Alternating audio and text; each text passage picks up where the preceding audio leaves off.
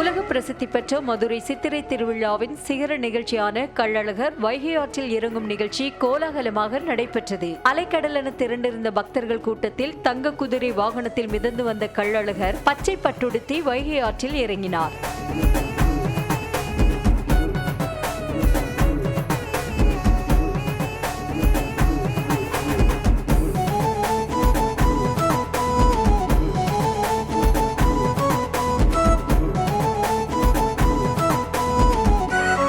அப்போது விண்ணை முட்டும் அளவுக்கு கோவிந்தா கோவிந்தா என பக்தி முழக்கமிட்டு பக்தர்கள் கள்ளழகரை தரிசித்தனர்.